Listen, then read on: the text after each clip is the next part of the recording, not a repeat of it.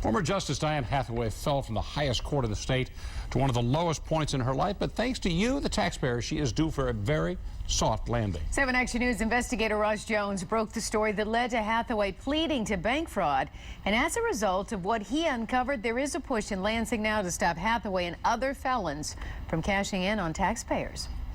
Well, Diane Hathaway's bank fraud conviction won't stop her from banking potentially millions. Lots of state lawmakers aren't happy about it, and they're looking tonight to make sure it won't happen again. A cloud of controversy has hung over the Michigan Supreme Court. Those who don't play by the rules are held accountable, no matter who you are. Guilty, unemployed, disgraced. With the stroke of a pen last month, Diane Hathaway admitted to bank fraud, concocting a years-long scheme to wipe away $600,000 in mortgage debt by putting this Florida home into her stepdaughter's name, all to convince her bank she was running out of cash. It helped her get a short sale on this Grosse Pointe Park home, but it was also fraud. After 7 Action News exposed it, Hathaway lost her job and reputation. And to think it could have all been avoided if she'd just taken some advice from herself. We need a change on our Supreme Court. We need judges who will follow the law. That was candidate Diane Hathaway back in 2008, the daughter of a cop who said she just wanted judges to play by the rules. Because she didn't, she faces up to 18 months in prison. And that's not all. She faces fines and restitution of up to $120,000. But thanks to you, Hathaway's going to do just fine.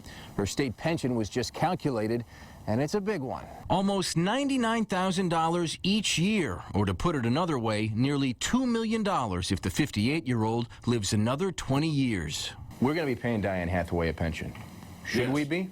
It's outrageous. State Senator Rick Jones chairs the Senate Judiciary Committee. He's drafting a bill that'll try to put a hold on Hathaway's hefty pension. I think it's outrageous that the public is paying, a pension to somebody that committed that sort of crime.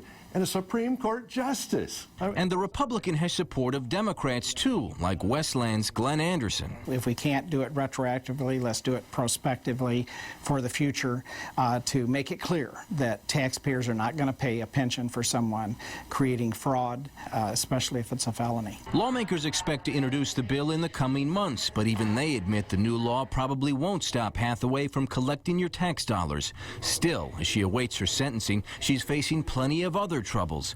Her law license? We've learned it's been suspended.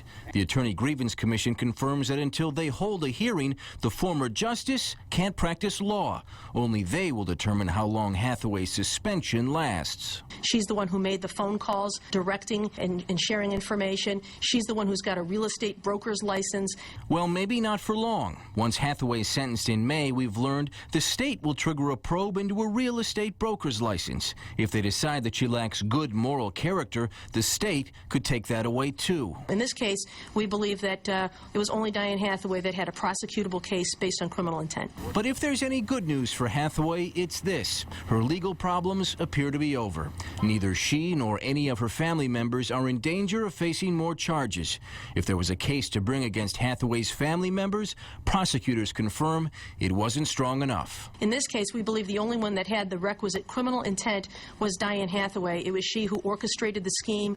When Hathaway is sentenced in May, she could get as much as 18 months behind bars. As for that Florida home, the feds initially went after it, but they said she could keep it after her guilty plea.